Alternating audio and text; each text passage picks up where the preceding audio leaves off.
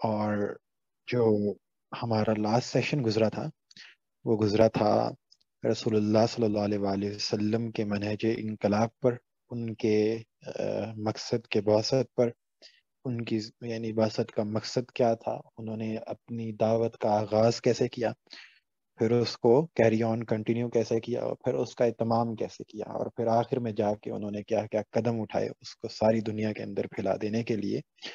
سو یہ رسول اللہ صلی اللہ علیہ وآلہ وسلم کا منہج انقلاب جو تھا وہ ہم نے سب سے پہلے اس کو اسٹڈی کیا تھا، اس کے اوپر غور و فکر کیا تھا کہ ان کا منہج انقلاب کیا تھا۔ وہ جب ہم اس کے آخر میں پہنچے تھے اور یہ بتایا تھا کہ اب رسول اللہ صلی اللہ علیہ وآلہ وسلم خاتم النبیین ہیں، تو اس جگہ سے آج کا جو سیشن ہے وہ شروع ہوگا کہ یعنی خلافت راشدہ سے، کہ ان کے خاتم النبیین ہونے سے اس چیز کو کنیکٹ کریں گے۔ رسول اللہ صلی اللہ علیہ وآلہ وسلم جب دنیا سے رخصت ہونے لگے تو یہ رخصت ان کی اس طریقے سے نہیں تھی جس طریقے سے کوئی عام پیغمبر دنیا سے رخصت ہوتا ہے، جس طریقے سے سیدنا موسیٰ علیہ السلام دنیا سے رخصت ہوئے، جس طریقے سے سیدنا مسیح علیہ السلام دنیا سے رخصت ہوئے، یا دیگر پیغمبر تھے، ابراہیم علیہ السلام تھے یا اور، وہ اس طریقے سے نہیں تھا، وہ اس سے بالکل مختلف تھا۔ وہ اس وجہ سے کیونکہ اللہ کے پیغمبر صلی اللہ علیہ وآلہ وسلم اللہ کے آخری پیغمبر، اور ان کے بعد دنیا کے اندر اللہ کی طرف سے کوئی پیغمبر نہیں آنا، یعنی جس کو براہ راست اللہ تعالیٰ کے ساتھ کلام کا موقع ملتا اور وہ اللہ تعالیٰ کے ساتھ براہ راست مخاطب ہوتا اور پھر اللہ تعالیٰ سے ہدایت لے کے انسانیت تک پہنچاتا، تو یہ معاملہ دوبارہ نہیں ہونے والا۔ تو یہ ایک بہت بڑا موقع تھا رسول اللہ صلی اللہ علیہ وآلہ وسلم کا دنیا سے چلے جانا۔ تو اس وجہ سے یہ جب رسول اللہ صلی اللہ علیہ وآلہ وسلم دنیا سے جانے لگے ہیں تو اب اس کا ایک متبادل نظام نبوت کا وہ دنیا کے اندر پیش کرنا۔ اس کی وجہ یہ تھی کہ نبوت کا خاتمہ ہو گیا۔ ایک بہت بڑا سوال یہ ہوتا ہے کہ چونکہ نبوت کا خاتمہ ہو گیا ہے تو اب مخلوق تک اللہ تعالیٰ کی ہدایت کا بندوبست کس طریقے سے ہوگا۔ جو اللہ تعالیٰ ہیں کبھی بھی دنیا کو اپنی نشانیوں سے خالی نہیں چھوڑتے۔ آپ اول دور سے لے جائیں اس کو شروع کریں تو اللہ تعالیٰ پہلے انبیاء بھیجتے رہے ہیں، انبیاء بھیجنے کے بعد اللہ تعالیٰ نے ہر وقت ہر بستی کے اندر اپنا رسول رکھا ہے، کوئی نہ کوئی بستی کے اندر اللہ کا رسول رہتا تھا۔ اس کے بعد مستقل طور پہ اللہ تعالیٰ نے اس کام کے لیے بنی اسرائیل کو کھڑا کر دیا، اور بنی اسرائیل کے ساتھ بھی ہر وقت کوئی نہ کوئی ان کا نبی شامل ہوتا تھا جس کو اللہ تعالیٰ کے ساتھ براہ راست جو متعلق ہوتا تھا اور ان کے نظم و نسق کو لے کے چلتا تھا۔ لیکن یہ موقع ایسا تھا جس کے اندر اب سوال یہ تھا کہ اس کا متبادل کیا ہو۔ نبوت تھی وہ ختم ہو گئی، اس کے اوپر مہر لگ گئی، اب اس کے بعد نبی یا رسول دنیا کے اندر دوبارہ نہیں آنا، تو اب اس کا متبادل کیا ہو، یہ ایک بہت بڑا سوال تھا اس کا۔ اسی چیز کو اللہ تعالیٰ نے سورہ بقرہ کے اندر حل کیا ہے، اور اللہ تعالیٰ نے اس چیز کا اعلان کیا ہے کہ وَكَذَلِكَ جَعَلْنَاكُمْ أُمَّةً وَسَطًا لِتَكُونُوا شُهَدَاءَ عَلَى النَّاسِ وَيَكُونَ الرَّسُولُ عَلَيْكُمْ شَهِيدًا۔ اللہ تعالیٰ نے تمہیں ایک درمیان کی امت بنا دیا ہے تاکہ تم لوگوں کے اوپر اللہ کے شاہد بن کے رہو، جس طریقے سے اللہ کے پیغمبر تم پر شاہد بنے۔ یعنی ایک چیز تو یہ بتا دی اول درجے کے اندر، وہ یہ بتا دی کہ اب یہ کام امت کا ہے، کہ امت نے یہ کام کرنا ہے کہ دنیا کے اوپر اللہ کا شاہد بن کے رہنا ہے۔ یہی کام پہلے بنی اسرائیل کا تھا، یعنی ان کے پاس یہ چیز، یہ منصب، یہ ذمہ داری بنی اسرائیل کے پاس، اب یہ مسلمانوں کے پاس آ گئی، امت کے پاس آ گئی۔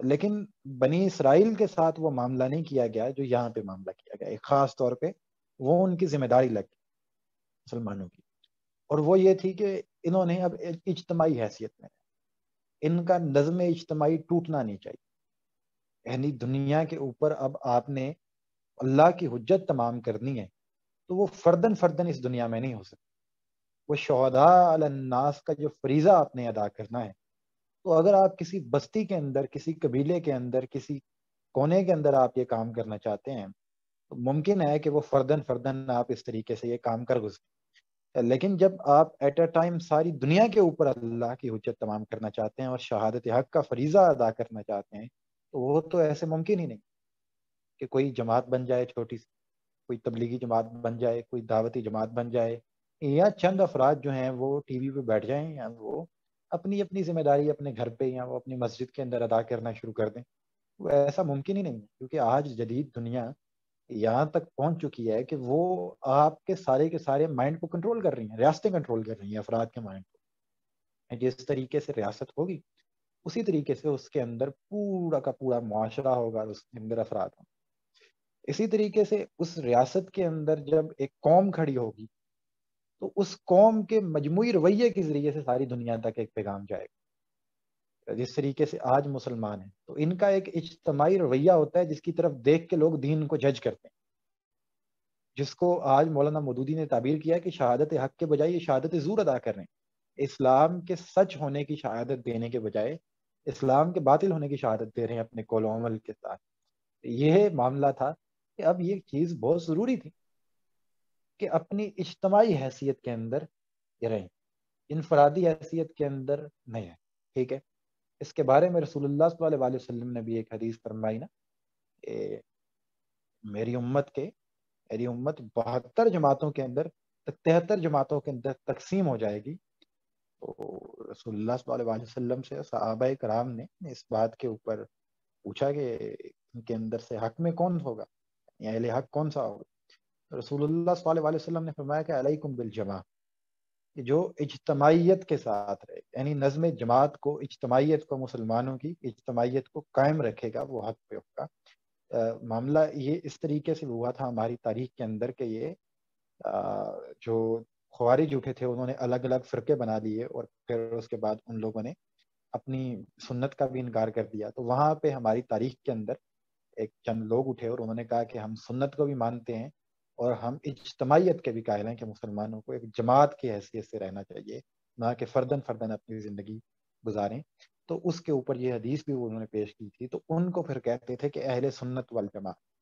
خیر آج اہل سنت والجماعت کیا ہے وہ اس سے بالکل ہی آپ کو مختلف چیزیں نظر آتی، لیکن تاریخی پس منظر کیا ہے وہ یہ ہے۔ تو یہ اب میں نے یعنی ضمنی طور پہ آپ کو بتا دیا، مسلمانوں کو اول درجے کے اندر تو یہ ہدایت کر دی گئی کہ آپ نے اجتماعیت کے ساتھ رہنا ہے۔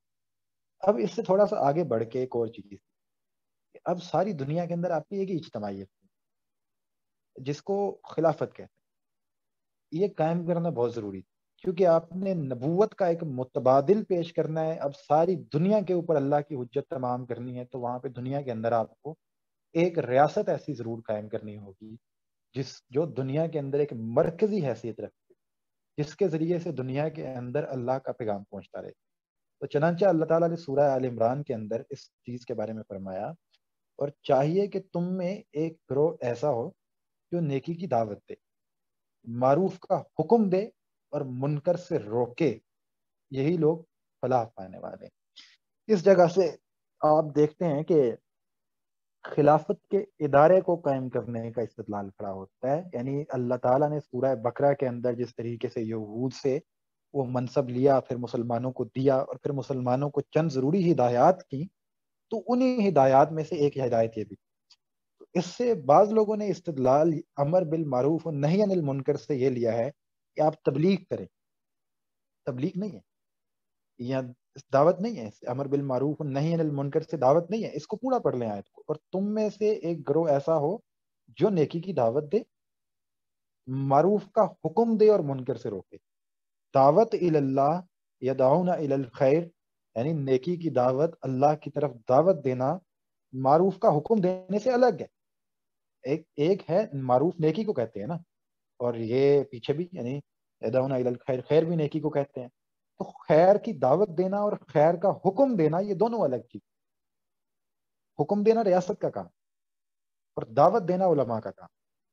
تو مسلمانوں کو ایک ایسے اجتماعی ادارے کے قیام کا یعنی یہاں پہ بتایا گیا، ان کے اوپر فرض کیا گیا، یہ نبوت کا متبادل ہے کہ اب نبوت چونکہ ختم ہو جانی ہے، اور سورہ آل عمران کے بالکل آخر میں جا کے یہ ہدایت دی گئی کہ اب آپ نے یہ کرنا ہے کہ یہاں پہ آپ نے ایک ایسا ادارہ قائم کرنا ہے جس کا منہج اللہ کی دعوت، امر بالمعروف ہو اور نہی عن المنکر۔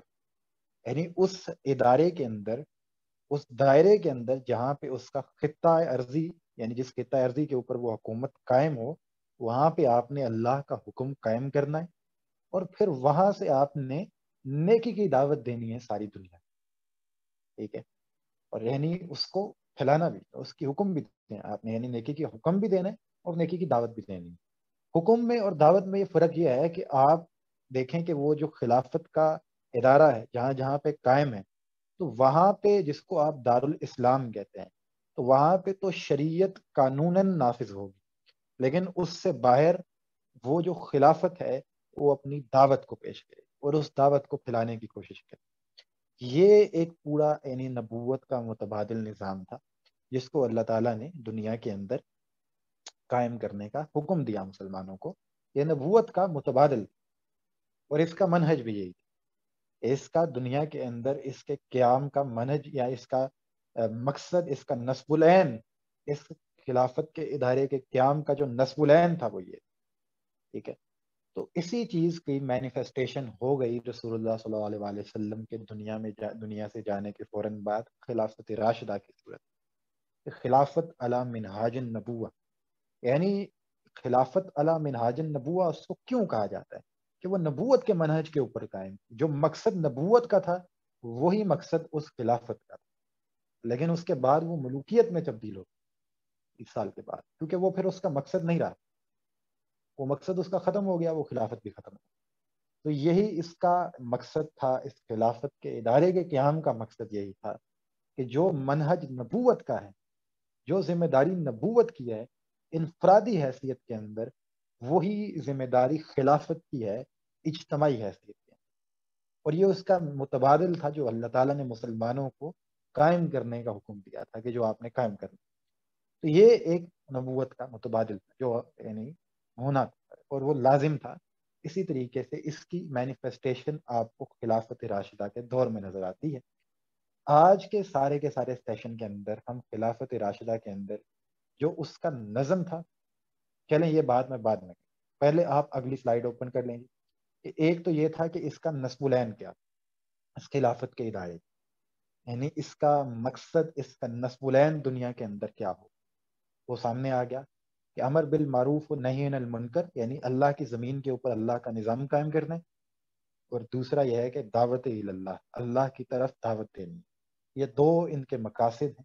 یہ آپ نے یعنی دنیا کے اوپر شہادت حق قائم کرنے کے لیے اللہ تعالیٰ نے یہ خصوصی انتظام کیا تھا، منصب نبوت کا ایک متبادل پیش کر دیا دنیا کے سامنے۔ اب اس کا نظم کیسے چلے گا اس خلافت کے ادارے کا، اس کے بارے میں بھی اللہ تعالیٰ نے خود ہی بتا دیا کہ یہ یعنی سب سے پہلا جو اصول ہے، دو اصولوں کے اوپر نظام خلافت قائم۔ خلافت کوئی رومانٹک تصور نہیں ہے، یہ اسلام کا ایک محکم نظام ہے۔ اس کو اگر آپ دیکھیں تو اللہ تعالیٰ نے اس یعنی ایک مقصد ہے اور ایک اس کے اندر نظام ہے۔ اس کے اندر جو نظام ہے وہ اللہ تعالیٰ نے بتایا ہے۔ دو اصول ہیں اس نظام کے، وہ کیا ہیں؟ سب سے پہلا اصول ہے کہ اے لوگو جو ایمان لائے ہو، اطاعت کرو اللہ کی اور اطاعت کرو رسول کی۔ یعنی یہ سب سے پہلے اس خلافت کے ادارے کا مقصد، کے اس کے اوپر جو سب سے پہلا اصول ہوگا اس خلافت کے اوپر، یعنی مسلمانوں کی خلافت ہے، اسلام کے یعنی منہج نبوت کے اوپر ایک خلافت قائم ہے، تو اس کا سب سے پہلا اصول یہ ہوگا کہ اطیع اللہ و اطیع الرسول۔ اور پھر اس کے بعد کیا ہے؟ اور ان لوگوں کی جو تم میں سے صاحب امر ہو، یعنی اب خلیفہ ہو، پھر اگر تمہارے درمیان کسی معاملے میں نزاع ہو جائے، یعنی اب آپ نے اس کے اندر کوئی قانون سازی کرنی ہے، اس کے اندر آپ نے کوئی قانون بنانا ہے، ٹھیک ہے؟ تو اب اس میں کیا کرنا ہے؟ اس کے اندر کیا کرنا ہے؟ تو اسے اللہ اور اس کے رسول کی طرف پھیر دو۔ اگر تم واقعی اللہ اور روز آخر پر ایمان رکھتے ہو، یہی ایک صحیح طریقہ کار ہے اور انجام کے اعتبار سے ہی بہتر ہے۔ یہاں پہ سوال یہ تھا کہ اگر جو اطیع اللہ اور اطیع الرسول کے اوپر ہی یہ نظم قائم ہے سارا کا سارا، تو پھر اس کے اندر اختلاف کیسے ہو سکتا ہے؟ وہ دوسری آیت کے اندر اللہ تعالیٰ نے واضح کرتی ہے، سورہ شورا کے اندر ہی، اہل ایمان اپنے اجتماعی معاملات آپس کی مشاورت سے چلاتے ہیں۔ یعنی اب آپ دیکھتے ہیں کہ ایک آپ کا اصول ہے، یعنی شریعت ہے، وہ تو قائم ہو گئی ہے، اطیع اللہ و اطیع الرسول، اس کے اندر قانون ہے وہ اللہ کا قائم ہو گیا۔ اب آپ نے باقی معاملات جو ہیں وہ اپنے مشورے کے ساتھ، مشاورت کے ساتھ، جمہور کی رائے کے ساتھ آپ نے چلانے. اب کیا ہوگا، اس کے اندر آپ کا اختلاف ہو سکتا ہے. یہاں پہ آپ کا کسی جگہ پہ اختلاف ہو جائے تو وہاں پہ اپنی بات اللہ اور اس کے رسول کی طرف موڑ دی جائے تاکہ اس مسئلے کا حل نکل سکے، اور یہی بہترین طریقہ ہے. یہ خلافت راشدہ کا ایک نظم تھا، یا ایک نظام خلافت یا نبوت کے منہج کے اوپر جو خلافت قائم تھی، اس کا نظم ایسا ہونا چاہیے قرآن و سنت کے مطابق. جو قرآن نے بتایا ہے وہ یہ ہے، ان دو اصولوں کے اوپر. پہلا اصول اللہ کی حکمرانی ہے، رسول کی اطاعت ہے، ٹھیک ہے، اس کے اوپر یہ نظم قائم ہوگا. اور جہاں پہ اختلاف ہو جائے، باقی معاملات مشاورت سے چلیں، باقی تمام تر معاملات مسلمانوں کی باہمی مشاورت سے، جمہوریت سے، اس طریقے سے چلیں.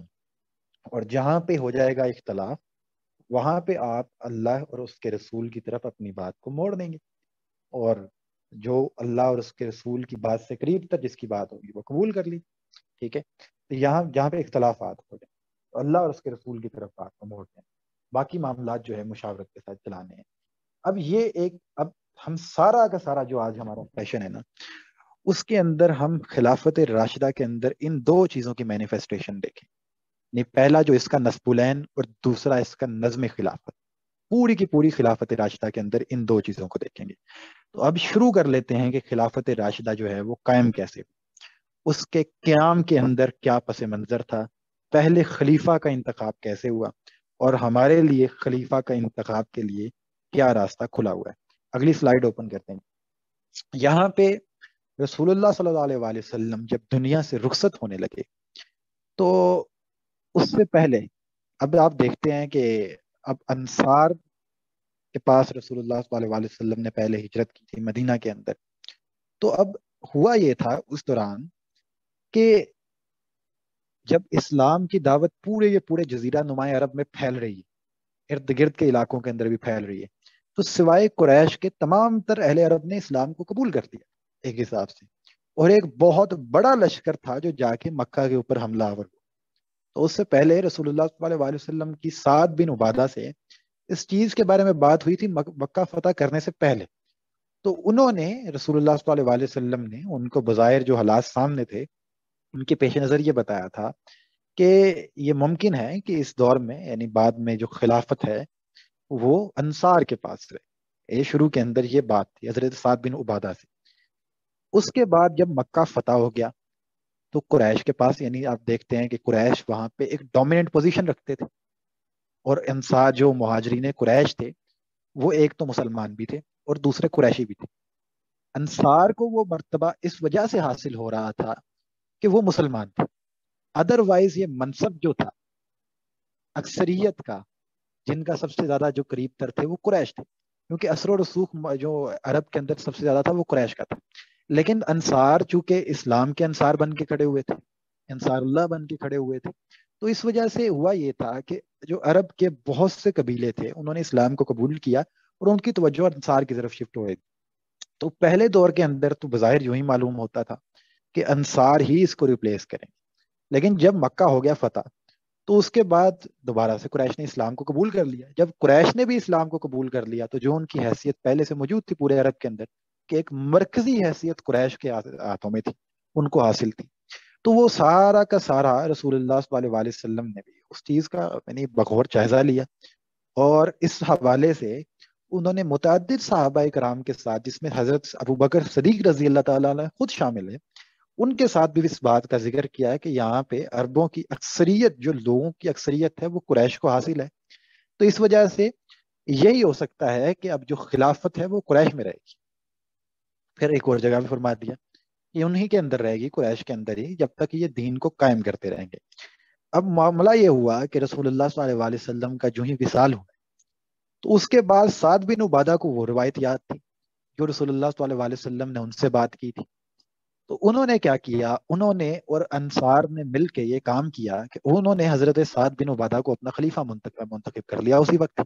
یعنی وہاں پہ رسول اللہ صلی اللہ علیہ وسلم کی ابھی تدفین بھی نہیں ہوئی. تو اسی دوران انصار نے یہ فیصلہ کر لیا کہ ہم حضرت سعد بن عبادہ رضی اللہ تعالیٰ عنہ کو اپنا خلیفہ منتخب کر دیتے، اور ان کو انہوں نے منتخب کر لیا. اسی دوران حضرت عمر ابن خطاب رضی اللہ تعالیٰ عنہ کو خبر ملی یہ تو کام خراب ہو گیا. وہاں پہ انہوں نے اپنا خلیفہ منتخب کر لیے، وہ اپنا خلیفہ منتخب کر کے بیٹھے. تو اس دوران حضرت سعد بن عبادہ رضی اللہ تعالیٰ عنہ کے پاس فوراً حضرت عمر رضی اللہ تعالیٰ عنہ پہنچے، اور بہت سے صحابہ کرام پہنچے، اور قریش کے بڑے بڑے لوگ وہاں پہ یعنی اسی جگہ پہ پہنچ گئے، اور انہوں نے جا کے آگے سے دیکھا کہ یہ یہاں پہ اپنا خلیفہ منتخب کر کے بیٹھے ہیں. جبکہ جو عرب کے اندر جمہور ہے، جو سارے کے سارے عرب کے اندر اثر و رسوخ ہے، جس جماعت کو حاصل ہے وہ قریش کو حاصل ہے.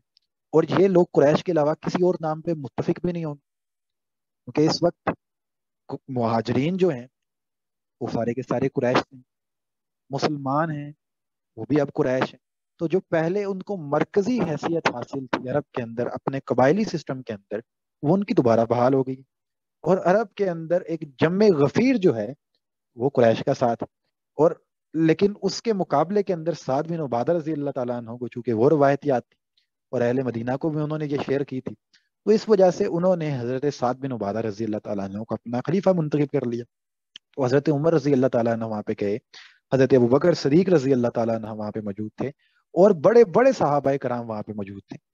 اس جگہ پہ ہوا یہ کہ حضرت ابوبکر صدیق رضی اللہ تعالیٰ عنہ نے ان کے ساتھ بات کی کہ یہ جو آپ بات کر رہے ہیں یہ اس سے پہلے کی بات تھی، اب یہ معاملہ بدل چکا ہے، اور اس کے بعد رسول اللہ صلی اللہ علیہ وآلہ وسلم نے خود مجھے بتایا ہے یہ بات کہ خلافت جو ہے وہ قریش میں رہے گی، اور یہ انہی کے اندر رہے گی، کیونکہ عرب کی اکثریت انہی کو حاصل ہے، اور جن لوگوں کو اکثریت رائے حاصل ہوگی تو خلافت انہی کے پاس رہے گی.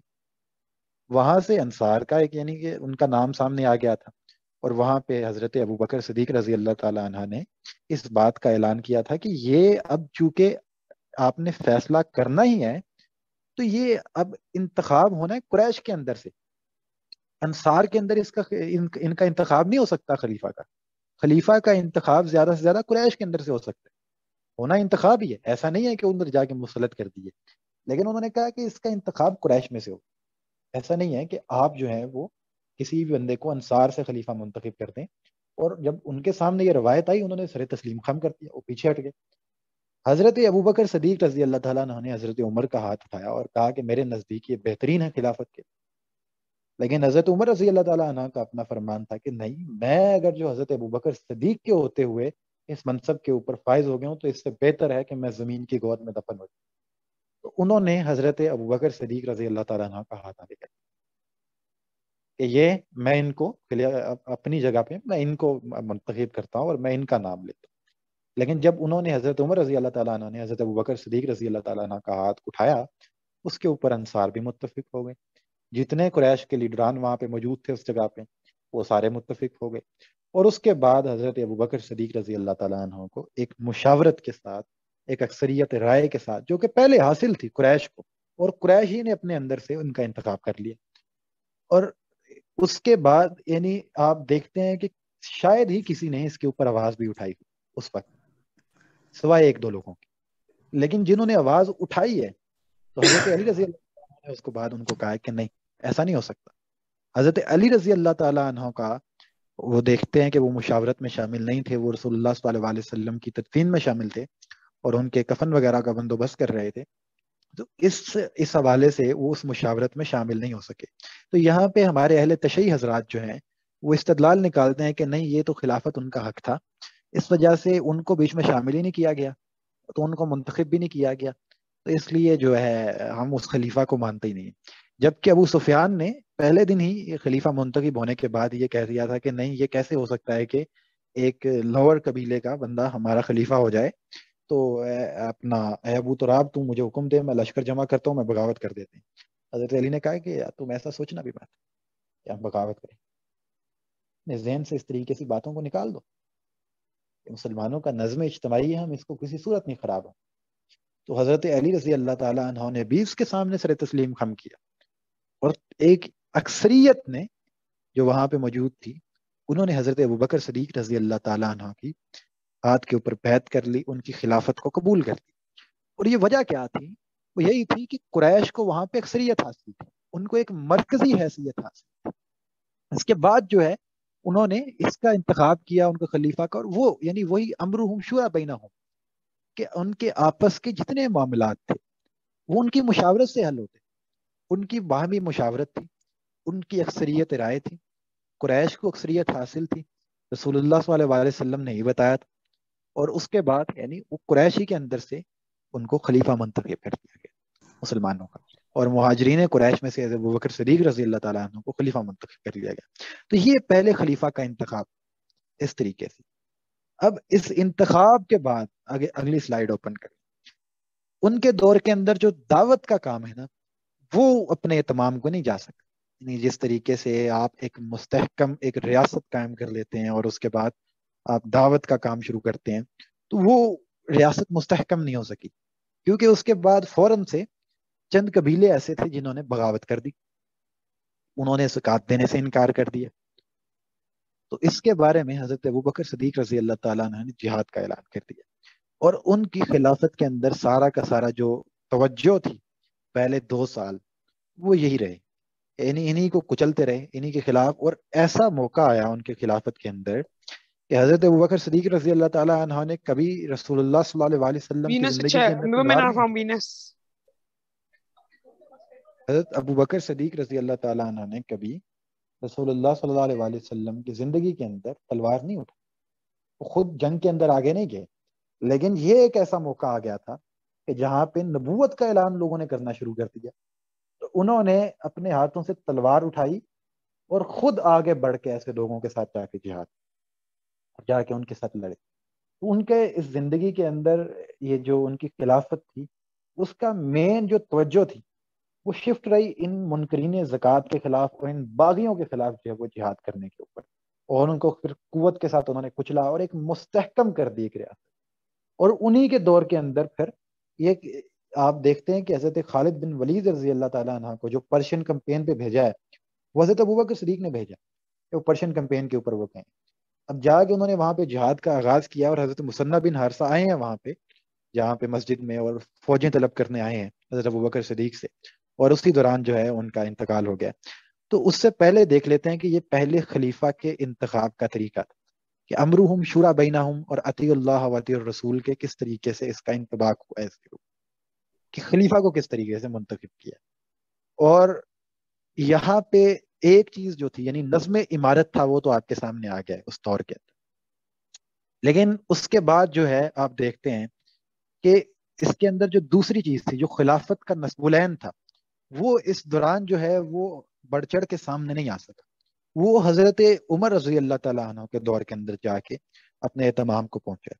تو پہلے آپ نے دیکھنا ہے کہ یہ خلیفہ کا انتخاب کیسے ہوا، اور یہی ہم نے یعنی یہاں پہ اس چیز کو سرچ آؤٹ کرنا ہے کہ اس کا نظم کیسا تھا، خلیفہ کا اس خلافت کا نظم کیسا تھا، اس خلافت کے اندر جو نظم عمارت تھا وہ کس چیز کے اوپر قائم تھا، وہ امرہم شورا بینہم کا انطباق کس طریقے سے ہوا خلافت راشدہ کے اندر۔ تو یہ حضرت ابوبکر صدیق رضی اللہ تعالیٰ عنہ کو آپ نے دیکھا کہ کس طریقے سے ان کا خلیفہ کو انہوں نے منتخب کیا، اور کس طریقے سے امرہم شورا بینہم کا انطباق ہوا ہے۔ اب اسی چیز کو آپ ذرا دیکھ لیں کہ جب دوسرے خلیفہ حضرت عمر رضی اللہ تعالیٰ عنہ کا انتخاب ہوا ہے تو وہ کس طریقے سے ہوا ہے۔ یہاں پہ لوگوں نے یعنی غلط فہمیاں پھیلائی ہوئی ہیں اس بارے میں کہ حضرت ابوبکر صدیق رضی اللہ تعالیٰ عنہ نے کیونکہ حضرت عمر رضی اللہ تعالیٰ عنہ کو خلیفہ منتخب کر دیا، تو اس کے بعد معاملہ یہ ہے کہ آج بھی اگر خلافت قائم ہوتی ہے تو خلیفہ کے پاس یہ اختیار ہے کہ وہ اپنے بعد جانے والے کو خلیفہ منتخب کر جائے اور جس کو مرضی، یعنی اس طریقے سے وہ کام چلتا رہے۔ سو اس کا ذرا ہم غور سے جائزہ لیتے ہیں کہ اس کے بعد کیا حضرت عمر رضی اللہ تعالیٰ عنہ کی خلافت کا اعلان کیسے ہوا۔ اب دیکھیں حضرت ابوبکر کو کس طریقے سے خلیفہ بنایا تھا اور کس وجہ سے خلیفہ بنے تھے۔ اس کے اندر سب سے پہلی چیز کیا شامل تھی، وہ قریش میں سے تھے، اور قریش کو ایک مرکزی حیثیت حاصل تھی پورے کے پورے عرب کے اندر، اور عرب کا کسی جگہ پہ اتفاق ہو سکتا تھا وہ قریش کے اوپر ہو سکتا تھا، اور قریش کے اندر قریش کے بڑے بڑے لیڈران نے مل کے جن کا یعنی انتخاب کیا وہ حضرت ابوبکر صدیق رضی اللہ تعالیٰ عنہ تھے۔ تو ان کی مشاورت کے ساتھ حضرت ابوبکر صدیق رضی اللہ تعالیٰ عنہ کو خلیفہ منتخب کر لیا گیا۔ اب جب حضرت عمر رضی اللہ تعالیٰ عنہ کو خلافت کا موقع آیا اور حضرت ابوبکر صدیق رضی اللہ تعالیٰ عنہ کی دنیا سے رخصت کا موقع سامنے آیا، تو اس دوران بھی اگر آپ دیکھتے ہیں تو حضرت ابوبکر صدیق رضی اللہ تعالیٰ عنہ نے کیا کیا اس دوران، یہ دیکھنا ہے۔ اس دوران بھی آپ دیکھتے ہیں کہ قریش کو وہی حیثیت حاصل جو حضرت ابوبکر صدیق رضی اللہ تعالیٰ عنہ کے یعنی دور کے اندر حاصل تھی۔ وہی حیثیت حضرت عمر رضی اللہ تعالیٰ عنہ کے انتخاب کے وقت بھی حاصل.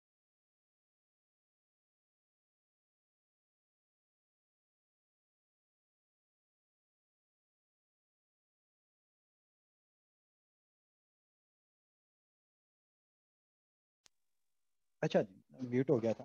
سو یہ کہ جو حیثیت حضرت ابوبکر صدیق رضی اللہ تعالیٰ خلافت کے وقت قریش کو حاصل تھی، تو وہی حیثیت دوبارہ جب حضرت عمر رضی اللہ تعالیٰ عنہ کے انتخاب کا موقع آیا تو وہ بھی قریش کو حاصل تھی. تو یہ بات ایسے ہی ہے جس طریقے سے آج آپ دیکھتے ہیں کہ آج ایک پارٹی ہے، آپ لگا لیں کہ آج آپ مسلم لیگ ہی لگا لیں جو اس وقت حکومت میں ہے، یا پی ڈی ایم لگا لیں. تو اب ان کا ایرا چل رہا ہے، ان کا ٹینیور ابھی ختم نہیں ہوا، لیکن اب فرض کریں کہ شہباز شریف مر جاتا ہے اس دوران، تو اب آپ کیا کریں گے؟ یہ دوبارہ سے انتخابات کرائیں گے پورے کے پورے ملک کے اندر؟ ایسا نہیں ہوگا. جس کو عوام کی اکثریت حاصل ہے، جس جماعت کو، یعنی پی ڈی ایم آپ دیکھتے ہیں، تو وہی آپس کے اندر مشاورت کر کے اپنے اندر سے اس بندے کا انتخاب کر لیں کہ جس کو انہوں نے اس کا ریپرزینٹیٹو لگانا. اگین جا کے آپ سب کے سب لوگوں کو جمع نہیں کریں گے. تو وہی طریقہ تھا جس طریقے سے قریش کو ایک مرکزی حیثیت حاصل تھی. تو یہی بات تھی کہ اب خلیفہ جو تھا وہ قریشی میں رہنا، خلافت تھی وہ قریشی میں سے رہنا، وہ ختم نہیں ہونی تھی. تو اب حضرت ابوبکر صدیق رضی اللہ تعالیٰ عنہ نے کیا کیا؟ انہوں نے ایک ایک کر کے قریش کے تمام تر رہنماؤں کو بلایا. طبقات ابن سعد کے اندر حضرت ابوبکر صدیق رضی اللہ تعالیٰ عنہ کا والیم، اور یہ تاریخ کی سب سے پہلی مستند کتاب. اس کے علاوہ تاریخ کی کوئی مستند کتاب موجود مسلمانوں کے یہاں. تبری کے اندر قصے کہانی ہے، واقدی کے اندر قصے کہانی ہے، ٹھیک ہے. طبقات ابن سعد کے اندر آپ کہہ سکتے ہیں کہ اس کے اوپر آپ اعتماد کر سکتے ہیں. یہاں پہ حضرت ابوبکر صدیق رضی اللہ تعالیٰ عنہ کا پورا باب موجود ہے، صحابہ کرام کی مکمل سیرت موجود ہے. تو یہاں سے میں ساری اپنی روایات کو کوٹ کروں گا کہ وہاں پہ انہوں نے کیا کام کیا. حضرت ابوبکر صدیق رضی اللہ تعالیٰ عنہ نے سب سے پہلے حضرت عبد الرحمن بن عوف کو بلایا اور پوچھا کہ میں اب دنیا سے میری رخصتی کا وقت آ گیا ہے، تمہارا کیا خیال ہے خلافت کے بارے کہ میں اب یہ کس کو منتقل؟ میرے سامنے عمر کا نام ہے اور میں یہ سمجھتا ہوں کہ وہ اس کام کے لیے بہترین. حضرت ابو عبد الرحمن بن عوف رضی اللہ تعالیٰ عنہ نے فرمایا کہ آپ کیسا سوال کر رہے ہیں، آپ مجھ سے بہتر اس بارے میں جانتے ہیں. رہی بات میری رائے کی، تو میں یہ سمجھتا ہوں کہ آپ نے جو ان کے بارے میں رائے قائم کی ہے وہ اس سے بھی بہتر ہے. یعنی یہ قریش کے لیڈران سے وہ مشاورت کر رہے ہیں. سب سے پہلے حضرت عبد الرحمن بن عوف سے مشاورت کی، پھر اس کے بعد انہوں نے حضرت عثمان بن عفان کو بلایا، پھر ان سے سوال کیا، اور ان کا بھی یہی جواب تھا، ان کا بھی یہی جواب. اس کے بعد حضرت اپنا اسید بن عزیر کو بلایا. یہ بھی ایک بہت بڑی، یعنی آپ نے یہ نام نہیں سنا ہوگا، یہ سیاست اپنا وہ اشرا مبشرہ کے اندر بھی نہیں ہے، لیکن چونکہ قریش کے ایک بہت بڑے لیڈر تھے، وہ سردار تھے ان کے، تو انہوں نے ان کو بلایا، ان سے اس کے بارے میں رائے لی. انہوں نے بھی یہی کہہ دیا، انہوں نے کہا کہ ٹھیک ہے، یہ بہتر ہے، آپ جو فیصلہ کریں. ہمیں بھی حضرت عمر رضی اللہ تعالیٰ عنہ کے اوپر مکمل اعتماد ہے، تو ٹھیک ہے، آپ اس کو اگر منتخب کر دیں تو اچھی بات ہے. پھر اس کے بعد سعید بن عامر کو بلایا. ان کا بھی آپ نے نام نہیں سنا ہوگا. اب ان لوگوں کی بھی غلط فہمیاں دور ہو رہی ہوں گی، جو لوگ یہ سمجھتے ہوں گے کہ وہ صحابہ کرام وہی تھے جو اشرا مبشرہ تھے، تو ان کو حضرت ابوبکر صدیق نے بلا کے مشاورت کی تھی، عام لوگوں کا کوئی کے اندر نہیں. یہ وہ لوگ ہیں جو قریش کے بڑے بڑے سرداران تھے قبیلوں کے، تو اس وجہ سے ان قبیلوں کے سرداران سے وہ مشاورت کر رہے ہیں. تو ان کو انہوں نے بلایا، ان سے پوچھا کہ بھائی کیا مسئلہ ہے، آپ بتائیں کہ ٹھیک ہے. انہوں نے کہا جی ٹھیک ہے، بالکل ٹھیک ہے، یہ حضرت عمر رضی اللہ تعالیٰ عنہ اس کام کے لیے بہترین ہے. اس کے بعد حضرت ابوبکر صدیق رضی اللہ تعالیٰ عنہ نے حضرت عثمان رضی اللہ تعالیٰ عنہ کو دوبارہ بلایا اور پوچھا کہ یہاں پہ جو انصار کے جو بڑے بڑے رہنما ہیں، ایک بار ان کو بھی بلا لیں، سعد بن عبادہ کو بھی بلا لیں. اور یعنی جو ان کے رہنما تھے وہ حضرت سعد بن عبادہ ہی تھے، یعنی قبیلہ جو اوس تھا ان کے سردار یہی تھے، خزرج کے شہید ہو گئے تھے، تو ان کو بلایا اور ان سے بھی مشاورت کی. قریش کے ہی چند لوگوں نے بنو ہاشم قبیلے کے اندر سے یہ بات کہی تھی کہ حضرت عمر رضی اللہ تعالیٰ عنہ کے مزاج کے اندر سختی ہے، تو آپ ایک بار اس کے اوپر نظر ثانی کر لیں. تو حضرت ابوبکر نے کہا کہ ان کے مزاج کے اندر سختی اس وجہ سے ہے کیونکہ میں نرم ہوں، میں تعالیٰ عنہ کے سامنے بنی ہاشم کے. یہاں سے آپ اندازہ لگا لیں کہ انہوں نے کوئی کسر نہیں چھوڑی، پورے کے پورے قریش کو جمع کیا، قریش کے ایک ایک سردار سے اس کے بارے میں رائے لی، انفرادی حیثیت میں بھی اور اجتماعی حیثیت میں بھی ان کو جمع کیا. اور جمع کرنے کے بعد ان سے پوچھا، اور صرف بنو ہاشم قبیلے میں سے چند لوگوں کا یہ کہنا تھا کہ وہ سخت ہیں. تو حضرت ابوبکر نے کہا کہ وہ سخت ہیں اس وجہ سے کیونکہ میں نرم، جب میں چلا جاؤں گا اور اس کے اوپر ذمہ داری کا بوجھ پڑے گا تو وہ ٹھیک ہو جائے. ٹھیک ہے. تو اس طریقے سے جب ان تمام تر سرداران کی رائے لے لی گئی قریش کے، کیونکہ اور انصار سے بھی لی گئی، رہنی عموماً یہ چاہیے تھی قریش کے اندر ہی، لیکن پھر بھی ایک یعنی بینیفٹ دیا گیا کہ انصار سے بھی ایک بار رائے لے لی جائے. تو وہ قریش کے تمام تر سرداران سے حضرت ابوبکر صدیق رضی اللہ تعالیٰ عنہ نے مشورہ کیا. اور انہوں نے کہا کہ میرے یعنی کہ ذہن کے اندر عمر کا نام ہے، تو اپنا ہو سکتا ہے کہ مطلب تمہیں اختلاف ہو، تم بھی اپنے اپنے بارے میں بتا دو. تو آپ دیکھتے ہیں کہ اکثریت رائے کے ساتھ تمام تر لوگوں کا حضرت عمر رضی اللہ تعالیٰ عنہ کے نام کے اوپر اتفاق تھا. کیونکہ یہ ایسے ہی تھا جس طریقے سے حضرت وہاں پہ آپ یہاں سے اندازہ لگا لیں اس طریقے سے کہ جو لوگ اعتراض کرتے ہیں ان کے اوپر حضرت عمر رضی اللہ تعالیٰ عنہ کی ذات کے اندر، تو وہ دیکھ لیں ان کی کیا حیثیت تھی وہاں پہ، کہ سب لوگ ان کے اوپر اتفاق کرتے ہیں حضرت عمر رضی اللہ تعالیٰ عنہ کے اوپر. یہ حیثیت یعنی کوئی 19-20 کا فرق نہیں تھا، بہت بڑا فرق تھا. کسی اور کا نام ہی کسی نے تجویز نہیں کیا ان کے سامنے. یعنی ایسا ہو سکتا ہے نا جب حضرت عمر رضی اللہ تعالیٰ عنہ کے بعد خلافت منتقل ہوئی ہے تو ہم اس کے اوپر دیکھیں گے کہ بہت سے لوگوں کے نام سامنے آ گئے، لیکن حضرت عمر رضی اللہ تعالیٰ عنہ کے مقابلے کے اندر کسی نے کسی کا نام بھی تجویز نہیں کیا. میں کہا کہ یہی بہترین ہے.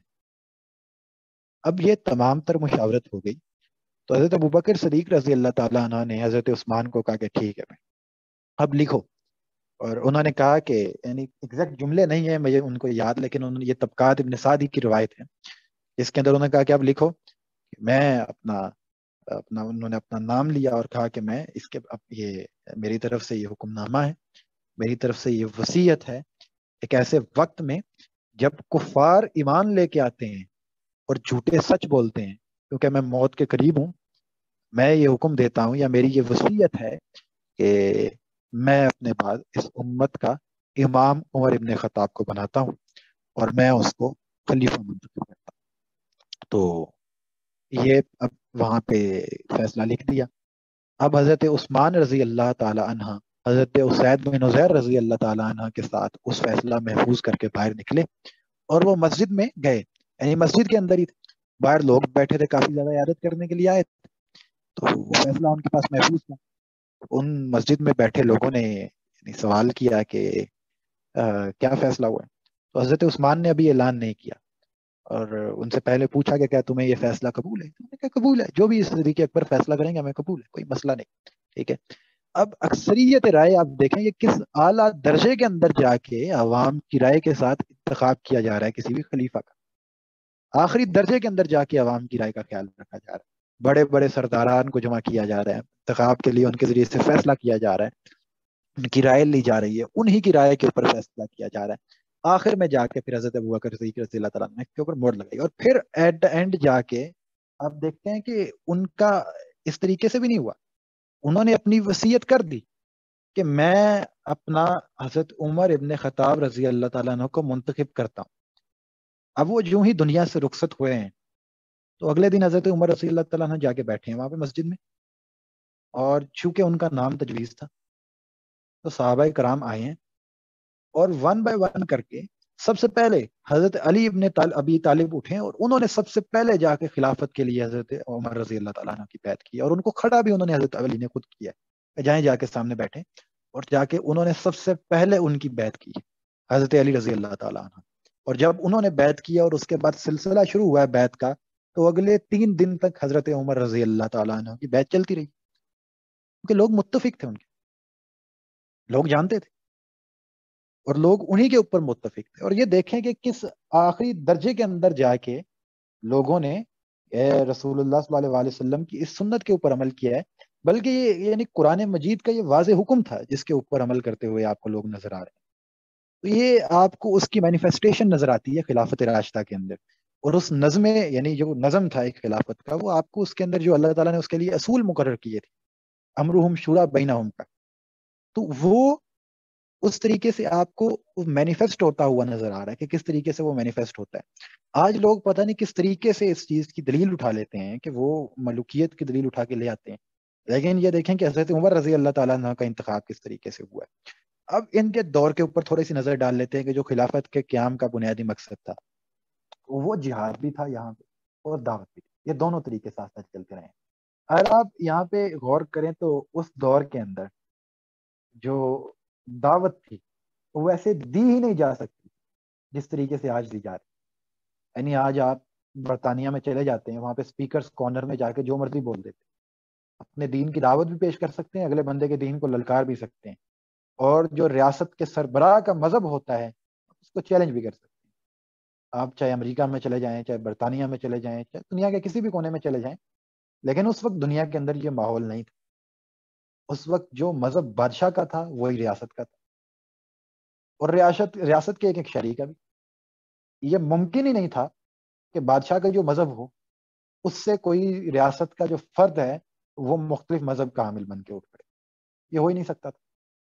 اس لیے جس جس جگہ پہ بادشاہ کا حکم تھا اس جگہ پہ سب لوگ مسیحیت کے علم بردار تھے. یہاں پہ کیسر تھا وہاں پہ سب عیسائی تھے، اور جہاں پہ کسرا تھا وہاں پہ سب مجوسی تھے، اور کسی کی جرت بھی نہیں تھی کہ وہ کسی دوسرے دین کو قبول کر سکتا. اس لیے سب سے پہلے اس چیز کا انتظام یہ کیا گیا کہ حضرت عمر رضی اللہ تعالیٰ عنہ نے، جو خلافت کے قیام کا بنیادی مقصد تھا، جو نبوت کا وہ ایک متبادل تھا، اس کے لیے دنیا کے اوپر شہادت حق قائم کرنی تھی، لوگوں کو اللہ کی طرف بلانا تھا. اور وہ دعوت کیسے پہنچ سکتی؟ وہ لوگ دین کو قبول ہی نہیں کر سکتے. تو اس کے لیے انہوں نے یہ کام کیا کہ سب سے پہلی چیز انہوں نے ریاست کے سربراہ کو خط لکھا، اور خط لکھ کے اندر انہوں نے یہ کہا کہ اس طریقے سے ہوتا ہے، سپہ سالار کے ذریعے سے خط لکھا جاتا ہے کہ آپ مسلمان ہو جائیں، اسلام قبول کر لو. جب تم اسلام قبول کرو گے تو تمہارے انڈر جتنے بھی ہیں سارے اسلام قبول کر لیں. یہ نہیں ہو سکتا تو پھر ہماری زیر سربراہی آ جائے، یعنی اپنی ریاست کو ہمارے حوالے کر دو، ہمارے انڈر آ جاؤ، ٹھیک ہے، ہم تمہیں اپنے انڈر لے لیتے ہیں، اپنی فوجیں بیچتے ہیں اور تمہاری ریاست کو اپنے انڈر لے لیتے ہیں، تم ہمیں فدیہ دیتے رہو، اور یہاں پہ پھر دعوت و تبلیغ کا کام بھی ہوتا رہے گا، سارے کام چلتے رہیں گے. گویا ریاست ہماری ہی ہوگی، لیکن اس کے اندر جو ایک جس طریقے سے اس کی مثال آپ نے وہ سیریل دیکھا ہوگا کہ عثمان سیریل کے اندر یا ارطغرل سیریل کے اندر بھی اس چیز کو بتایا گیا ہے کہ جب منگولوں کی حکمرانی تھی تو اوپر حکمران منگول ہی تھے، لیکن اندر جو بادشاہ تھا، جو سلطان تھا، وہ انہوں نے ان کا ایک طرح سے رکھا ہوا تھا، سلجوقوں کا. تو یہی معاملہ تھا. اس طریقے سے ہو سکتا تھا کہ فدیہ وہ دے کریں، اور اس طریقے سے وہ اندر سلطان بن کے یا بادشاہ بن کے رہ سکتے ہیں، لیکن اوور آل جو نظم و نسق تھا وہ مسلمانوں کے ہاتھ میں ہو، تاکہ اس کی جو فریضہ شہادت حق اپنے پورے تمام کے اوپر ادا کیا جا سکے اور اللہ کی زمین کے اوپر اللہ کا نظام قائم کیا جا سکے. لیکن یہ دونوں ہی کام جو ہیں وہ ممکن نہیں تھے، کیونکہ جو سامنے کھڑا تھا، کیسر کھڑا تھا، کسرا کھڑا تھا، وہ یہ سمجھتے تھے کہ یہ عرب کے بدو ہیں، یہ عرب کی سرزمین کے اوپر یہ کھڑے وہ لوگ ہیں جو اپنے اونٹ بھی سیدھے نہیں کر سکتے، ان سے اونٹ بھی نہیں سنبھالے جاتے. یہ لوگ دنیا اور دین کے اندر پستی کے اندر گرے ہوئے ہیں. وہ اب بھی ان کو بت پرستی سمجھتے تھے، یہی سمجھتے کہ یہ پیگنز ہیں، تو ان کو کوئی حیثیت نہیں دے رہے تھے وہ. تو وہی جب انہیں خط لکھا نا تو انہوں نے آگے سے مذاق اڑایا، یہ ہم سے خلافت لیں گے، یہ ہم سے دنیا کے اندر سے ہمارے سے امامت لیں گے، یہ دنیا کے اندر سے ہم سے یہ دنیا کے اوپر آ کے ہمارے اوپر قبضہ کریں گے اس طریقے سے، یہ کیسے ہو سکتا ہے؟ انہوں نے انکار کر دیا. تو حضرت عمر رضی اللہ تعالیٰ عنہ نے وہی چیز جو حضرت ابوبکر رضی اللہ تعالیٰ عنہ نے کنٹینیو کی تھی اپنی آخری دور کے اندر جا کے، جس کو انہوں نے شروع کیا تھا، اس کو حضرت عمر رضی اللہ تعالیٰ عنہ نے ایک منظم انداز میں شروع کر دیا اپنے دور کے اندر. اور وہ کیا کیا؟ انہوں نے فوجیں تیار کی، اور سب سے پہلے انہوں نے یہاں پہ فارس کی طرف بھیجی فوج. اور یہاں پہ بڑے مزیدار قسم کے واقعات ہیں فارس کے اندر. یہاں پہ اس کی سربراہی سب سے پہلے حضرت مثنہ بن حارثہ کر رہے تھے، اور بعد میں حضرت خالد بن ولید رضی اللہ تعالیٰ عنہ نے شروع میں جا کے یہاں پہ اس کی سربراہی کی، اور 2000 کا لشکر لے کے نکلے. یقین مانے راستے کے اندر ان کو دو سرداران جو حضرت ابوبکر صدیق نے اپنے دور میں ہی روانہ کر دیے تھے، حضرت عمر ابن عاص، حضرت عمر ابن کاکا ابن عمر التمیمی، یہ نام تھا ان کا، اور عاصم ابن عمر التمیمی، یہ دو سپہ سالار تھے جو ان کی طرف روانہ کر دیے. اور ٹوٹل مسلمانوں کی تعداد 8000 تھی اس جنگ کے اندر یا اس کمپین کے اندر جو پرشین کمپین تھی. اور آپ یقین مانے وہ 8000 بندوں کے ساتھ فارس فتح کرنے جا رہے ہیں، یعنی 8000 فوج لے کے اپنے وقت کے سب سے بڑے طاغوت کے ساتھ لڑنے جا رہے ہیں. ان کو کوئی خوف نہیں ہے، وہ چل پڑے. اور وہی پیچھے سے یعنی ساری ربا وار سے نکل کے آ رہے ہیں اور وہ چل پڑے وہاں. ٹھیک ہے بھائی, وہ گئے ہیں وہاں پہ. اور وہ آپ یقین مانے کہ سب سے پہلے ان کا ٹاکرا 16,000 کی فوج کے ساتھ ہوا ہے, دوسرا ان کا ٹاکرا 22,000 کی فوج کے ساتھ ہوا ہے, تیسرا ان کا ٹاکرا 70,000 کی فوج کے ساتھ ہوا ہے, اور وہ 8,000 کا لشکر ہی ہے جو مسلسل فتح کرتا چلا جا رہا ہے. اور جس بادشاہ نے آگے سے وہ تمسکر اڑایا نا ان کا, اور کہا ہے کہ نہیں جی ہم جو ہے وہ تمہارے حوالے اپنی بادشاہت کریں, تو جب آخری یعنی حضرت خالد بن ولید رضی اللہ تعالیٰ عنہ نے تہمت الجندل کا علاقہ فتح کیا اور وہاں پہ یہ فارس کا, تو جب وہاں تک پہنچے ہیں نا تو وہاں پہ اردشیر جو بادشاہ تھا وہ پہلے تو بیمار ہوا اپنی سلطنت کو گرتا دیکھ کے کہ یہ کیا ہو رہا ہے کہ یہ 8,000 کا لشکر ہے اور یہ مسلسل فتوحات پہ فتوحات کرتا چلا جا رہا ہے. اور وہ وہاں پہ پہنچے ہیں تو جب وہ آگے بڑھنے لگے نا وہاں پہ یعنی نینوت کے قلعے سے آگے بڑھنے لگے, وہ ہارٹ اٹیک سے مر گیا اردشیر, جس نے رسول اللہ صلی اللہ علیہ وسلم کا بھی خط پھاڑ کے پھینک. وہ وہاں پہ اس کو دل کا دورہ پڑا اور وہ مر گیا وہیں پہ کہ یہ کیا ہو رہا ہے یہاں پہ ہمارے ساتھ. یہ ٹوٹل 8,000 کا لشکر ہے, وہ فتح کرتا جا رہا ہے آگے سے, اور یہی ہوا ہے. یعنی ادھر پیچھے جا رہے ہیں ان کے فوجی, جا کے کہہ رہے ہیں وہ جنات آ گئے ہیں, وہ انسان تو ہے ہی نہیں. اور مسلمانوں کی یہاں پہ ٹوٹل شہادتیں اب دیکھتے ہیں کہ چند سو کے اندر شہادتیں ہوئی ہیں اس کے. اب اس دورانیے میں حضرت عمر رضی اللہ تعالیٰ عنہ نے یعنی ان کو منتقل کر دیا. ٹھیک ہے, بلکہ وہ حضرت ابوبکر صدیق رضی اللہ تعالیٰ عنہ کا یہ خط تھا جس کے ذریعے سے حضرت مصنف بن حادثہ رضی اللہ تعالیٰ عنہ کا یعنی مزید کمک دی گئی اور انہی کو سربراہی دی گئی. اور اس دوران حضرت خالد بن ولید رضی اللہ تعالیٰ عنہ کو شام کے اندر منتقل کر دیا کہ آپ یہاں پہ چلے جائیں. اور وہاں پہ جو سیرین کمپین چل رہی تھی وہاں پہ اپنا حضرت خالد بن ولید رضی اللہ تعالیٰ عنہ تھے, وہ سربراہی کر رہے تھے وہاں پہ جا کے. ہوا یہ کہ وہاں پہ جب دمشق کا علاقہ فتح ہوا ہے تو حضرت عمر رضی اللہ تعالیٰ عنہ نے وہاں پہ سربراہ چینج کر کے حضرت ابو عبیدہ ابن جراح رضی اللہ تعالیٰ عنہ کو جو وہاں پہ لشکر کا سربراہ لگا دیا, جنہوں نے آگے ساری سیرین کمپین کو لے کے چلنا تھا.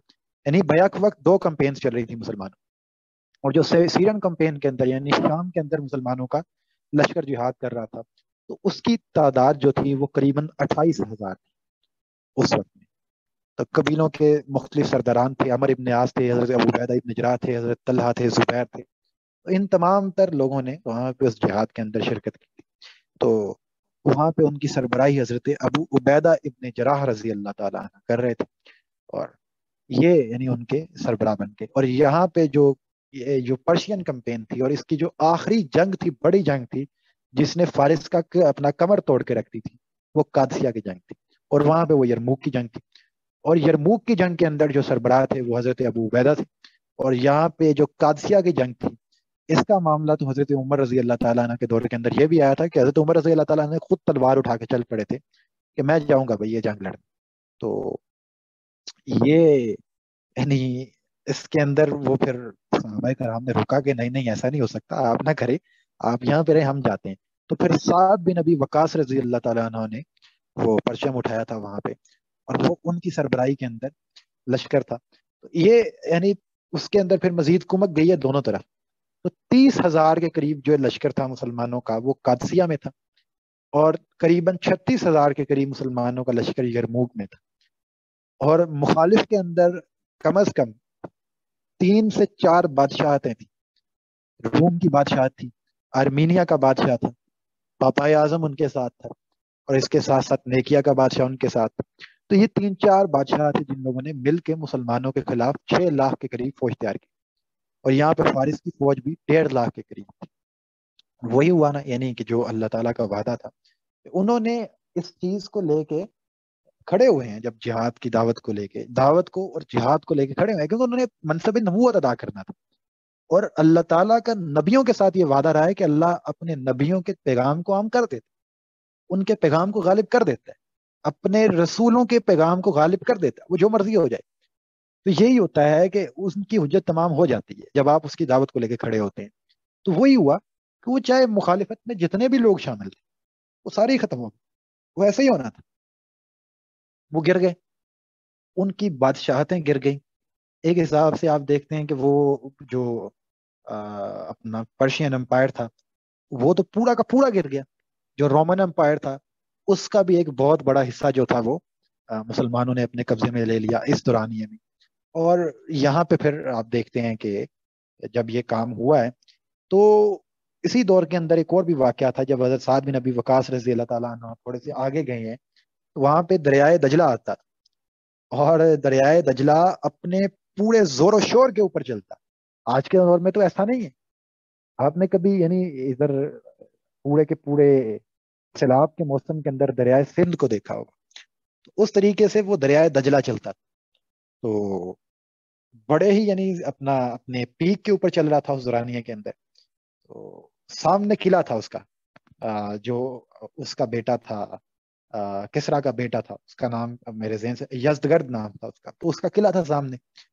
یہاں پہ درمیان میں دریا تھا. اب یہ تھا کہ انہوں نے پل توڑ دیا دریا کا, جدھر سے گزر کے وہاں پہ جاتے تھے. اب کیا کریں گے؟ حضرت سعد بن ابی وقاص وہاں پہ تھے کہ آپ دیکھتے ہیں کہ یہاں پہ ہونا کیا چاہیے, کرنا کیا چاہیے. یہاں پہ ایک بندہ تھا حضرت کاکا ابن عمر التمیمی. تو انہوں نے اپنے 500 بندوں کو تیار کیا اور انہوں نے دریا میں گھوڑے ڈال دیے, اور دریا میں گھوڑے ڈال کے وہ لے گئے اس کے اندر. اور اب آپ دیکھتے ہیں کہ وہ جو سامنے بالکل سامنے محل تھا اس کا یزدگرد کا, وہ کھڑا ہو کے دیکھ رہا تھا. اور جب اس نے یہ منظر دیکھا نا, پھر وہ وہاں سے بھاگ گیا. اس کو پتا چل گیا کہ اب نہیں ہم لڑ سکتے ان کے ساتھ. وہ وہاں سے بھاگ گیا. اور یہ 500 کے قریب جو لوگ تھے وہ آگے گئے ہیں, اور جو وہاں پہ ساری فارس کی فوج کھڑی تھی وہ 500 لوگوں کے سامنے بھی نہیں ٹک سکی, وہ وہاں سے بھی بھاگ گئی. اور اسی کو اقبال نے وہ اپنے شعر کے اندر بیان کیا ہے نا کہ اے موج دجلہ تو بھی پہچانتی ہے ہم کو, کہ اب تک ہے تیرا دریا افسانہ خواہ ہمارا. یہ موج دجلہ کے اندر جو اقبال اس سے مخاطب کرتے ہوئے کہتے ہیں کہ تو ہمیں جانتی ہے ہم کون ہے, کہ تمہارا جو دریا ہے وہ آج تک ہمارا افسانہ کا ہے. یہ اس دور کا سارے کے سارے واقعات ہیں جو ایک گولڈن ایرا تھا. اور گولڈن ایرا اس کے بعد شروع ہوا ہے کہ جب دعوت کا جو سلسلہ ہے وہ اس سے آگے بڑھا ہے. اس دعوت کے سلسلے کے اندر آپ دیکھتے ہیں کہ وہ پوری کی پوری تہذیب بدل گئی. جب وہاں پہ آپ مسلمان گئے ہیں, جب آپ دیکھتے ہیں کہ یہاں پہ جو بڑی بڑی سلطنتیں قائم ہوئی ہیں, منگولوں کی سلطنت تھی, وہ خلافت راشدہ سے وسیع تھی, بڑی تھی. لیکن دنیا کے اندر وہ ختم ہو گئے ہیں, نیست و نابود ہو گئے ہیں. ان کا پیغام منگول آج نہیں ہے کہیں پہ, لیکن مسلمان ہیں. کیوں؟ کیونکہ انہوں نے جو اپنا مقصد تھا, جو نصب العین تھا, وہ سامنے رکھا. اور وہاں پہ جب انہوں نے اس علاقے کو فتح کیا ہے تو پھر ان کے دل بھی فتح کر لیے اپنے ساتھ. اور وہ سارے لوگ جو ہیں ان کو ادھر وہاں پہ پھر جا کے یدعون الی الخیر, یعنی خیر کی دعوت, نیکی کی دعوت دینی وہاں پہ شروع کی. اور وہاں پہ جوک در جوک جو افراد ہیں وہ دین اللہ میں شامل ہونا شروع ہو گئے, اور اس دعوت کے سلسلے کو آگے پہنچانا شروع کر دیا. تو یہ یعنی حضرت عمر رضی اللہ تعالیٰ عنہ کے دور کے اندر یہ گولڈن ایرا تھا مسلمان. یہاں پہ لوگ جو ہیں وہ جوک در جوڑ اسلام میں شامل ہو رہے ہیں, اسلام کو قبول کر رہے ہیں. ان کی تہذیبیں بدل گئی ہیں, ان کی زبانیں بدل گئی ہیں, ان کے رہنے سہنے کا پورا طریقہ بدل گیا ہے اس دوران. یہی نہیں کہ صرف حکومت فتح کر لی ہے, لوگوں کے دل بھی فتح ہو گئے ہیں اس دوران. تو یہ سارا کام ہوا ہے حضرت عمر رضی اللہ تعالیٰ عنہ کے دور کے اندر.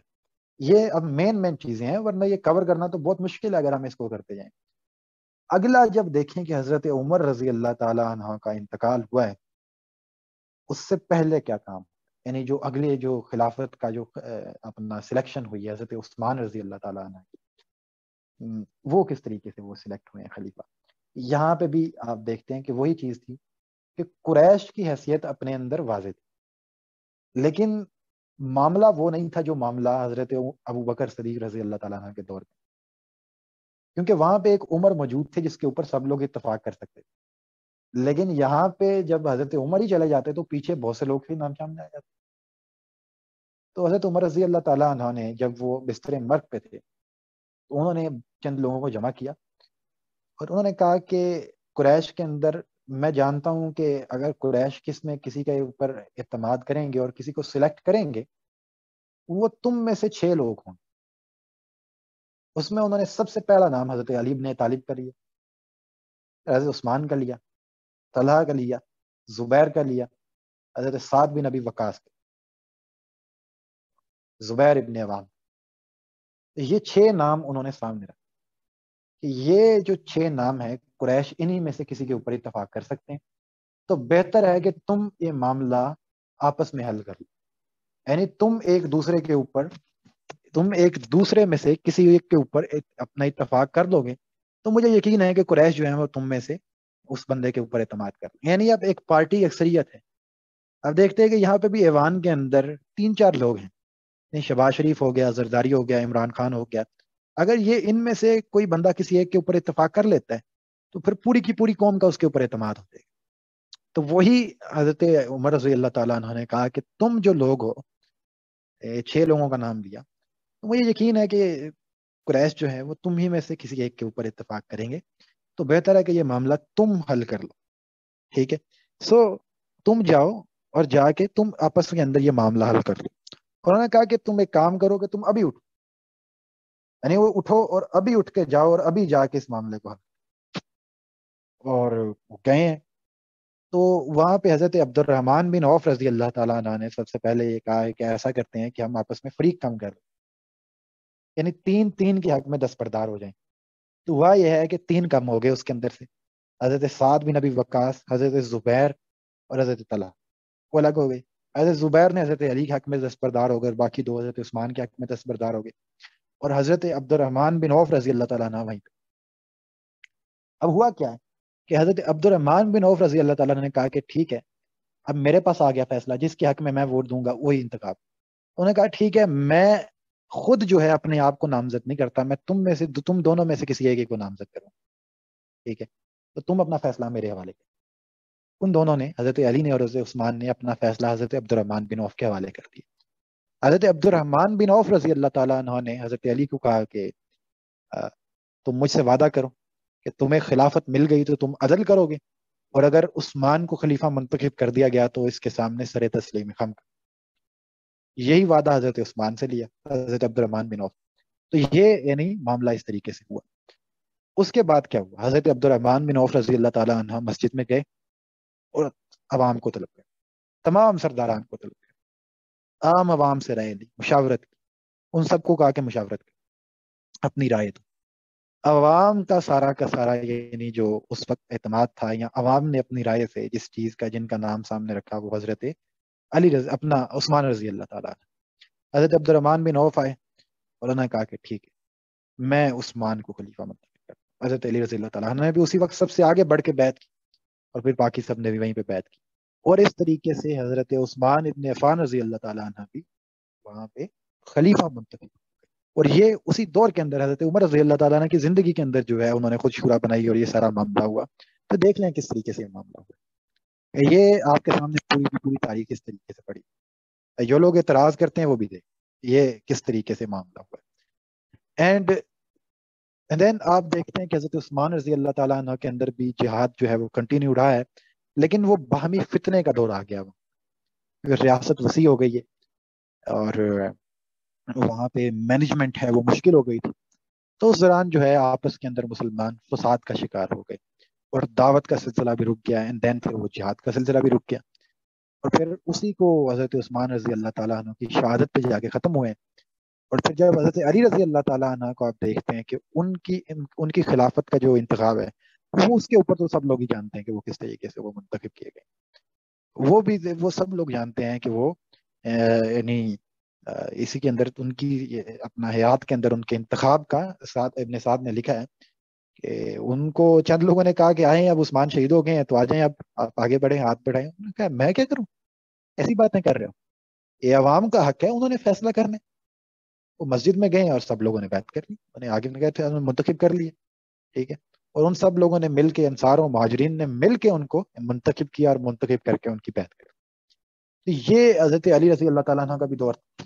لیکن ان کے دور کے اندر بھی جو جہاد ہے وہ رک, یعنی اب مسلمان باہمی فساد و فتنے کا شکار ہو گئے, اور انہوں نے اس چیز کی قیمت اپنی جان سے ادا کی حضرت علی رضی اللہ تعالیٰ عنہ, اور اس کو اپنے روکنے کا مکمل بندوبست کیا. اور وہ جو مینجمنٹ کے اندر سارا کا سارا مسئلہ پیش آیا تھا حضرت عثمان کے دور کے اندر, وہ مسئلہ یہ تھا کہ ایک بندے کا نیک پرہیزگار ہونا اور افضل ہونا ڈزنٹ مین کہ وہ پولیٹیشین بھی ہوتا ہے.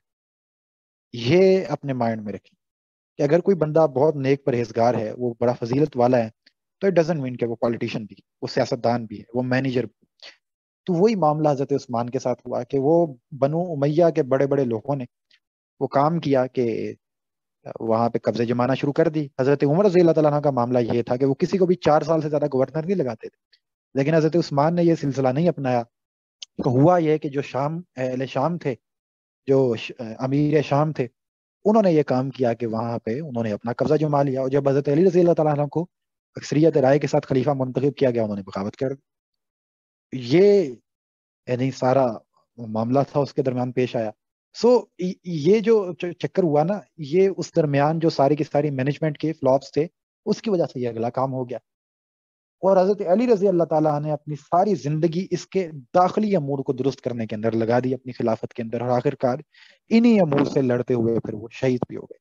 اور اسی طریقے سے حضرت حسن ابن علی رضی اللہ تعالیٰ عنہ کا بھی انتخاب اسی طریقے کے اوپر ہوا ہے کہ سب لوگوں نے مل کے عبداللہ ابن مسعود رضی اللہ تعالیٰ عنہ, اپنا عبداللہ ابن عباس رضی اللہ تعالیٰ عنہ فرماتے ہیں کہ ہم سب نے مل کے ان کا انتخاب کیا. حضرت علی نے نہیں کہا تھا, انہوں نے کہا کہ تمہارے اوپر ہے, کر لو, تمہارے اوپر ہے, نہ کرو.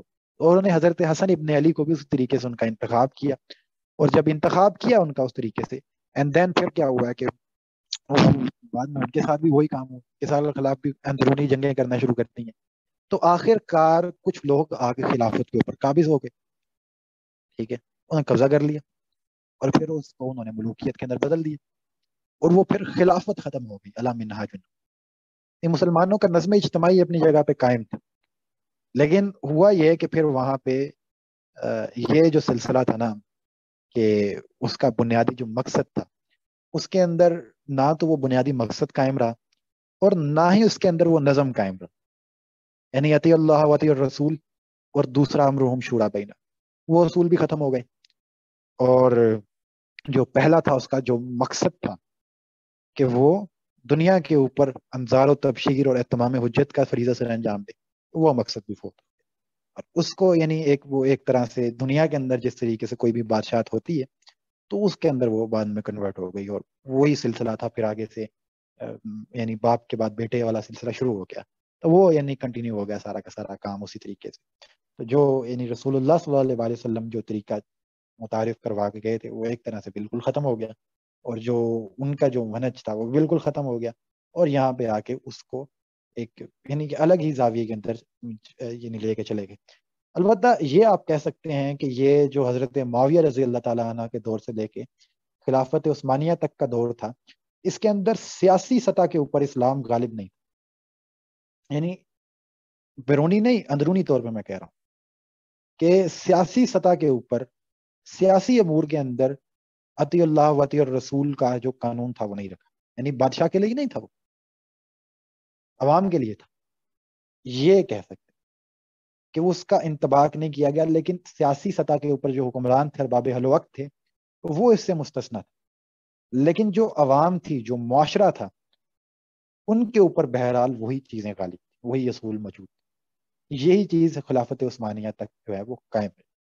اس کو آپ خلافت تو کہہ سکتے ہیں اس ٹرم کے اندر کہ مسلمانوں کا نظم اجتماعی تھا, سارے کے سارے مسلمان اس کے اوپر یعنی کہ انہوں نے اس کی بیعت کے اندر تھے, اور یہ اس طریقے سے ایک اجتماعیت تھی مسلمان. لیکن اعلیٰ منہاج النبوہ نہیں کہہ سکتے کہ جو اس کا مقصد تھا وہ نہیں ہوا پورا. وہ پہلے 30 سال کے اندر ہی وہ جاری رہا ہے, لیکن اس کے بعد اس کا نظم ہی مختلف. دنیا کے اندر جس طریقے سے کوئی بھی بادشاہ چلتا ہے, کسی بھی بادشاہ کا انتخاب ہوتا ہے, باپ کے بعد بیٹا آ جاتا ہے, تو وہی کام شروع ہو گیا. اور جو جس طریقے سے بادشاہ کے لیے قانون اور ہوتا ہے, عوام کے لیے اور ہوتا ہے, تو وہی تھا. نہیں وہاں پھر اس کے بعد عباسیوں میں دیکھ لیں, عثمانیوں میں دیکھ لیں, ابیوں میں دیکھ لیں, کہ وہ چاہے شراب پئیں, جوا کھیلیں, قبضے کریں, جو مرضی کریں, ان کو کوئی کچھ نہیں کہہ سکتا. ٹھیک ہے, وہ چاہے ظلم کریں, ان کو کوئی کچھ نہیں کہہ سکتا. لیکن جو عوام ہے ان کے اوپر بہرحال جو اسلام کی شریعت تھی وہ غالب. عوامی سطح کے اوپر, معاشرتی سطح کے اوپر آپ کہہ سکتے ہیں کہ ایک طرح سے تمام حجت ہو رہا. علماء کو, اسلام کو ایک معاشرے کی سطح کے اوپر وہ عوام کا تعصب تھا, وہ عوام کی عصبیت تھی, وہ موجود تھی. وہ ایک بہرحال مسلمانوں کی ایک مضبوط اجتماعیت موجود تھی جن کی طرف کوئی آنکھ اٹھا کے نہیں دیکھ سکتا. وہ آپ دیکھ سکتے ہیں کہ جو حکمران کی سطح تک تھی, وہاں پر تو اسلام کا نظام جو تھا ختم ہو گیا تھا, اور جو اس کا مقصد تھا وہ بھی ختم ہو گیا تھا. لیکن جو عوام کی سطح پہ تھا, اس اجتماعیت کی وجہ سے وہ خلافت عثمانیہ تک محفوظ تھا. لیکن جب وہ خلافت عثمانیہ کا انہدام ہوا ہے تو وہ بھی ختم. اس کا کام بھی ختم ہو گیا. اور آج جو آپ جس دور کے اندر پڑے ہوئے ہیں اس کے اندر آپ اس چیز کو بڑی آسانی سے کہہ سکتے ہیں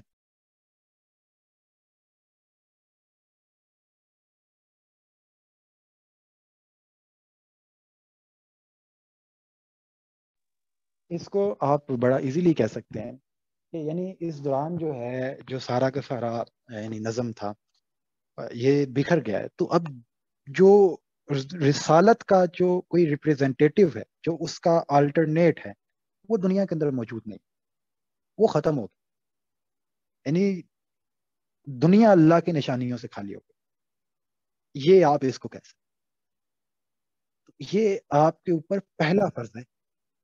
یعنی یہاں پہ جو لوگ ہیں وہ لوگ سمجھتے ہیں کہ یہ کوئی الگ چیز ہے یا کوئی اور چیز ہے, یہ کوئی خلافت جو ہے وہ کوئی دنیاوی چیز ہے. نہیں, یہ اللہ تعالیٰ نے نبوت کا متبادل جو دنیا میں رکھا, اور یہ اپنے پیک پہ اپنے عروج پہ حضرت اپنے یعنی کمال کے اوپر جو ہے حضرت عمر کے دور پہ پہنچا اور انہیں کے دور کے اندر ختم ہو گیا کے ساتھ.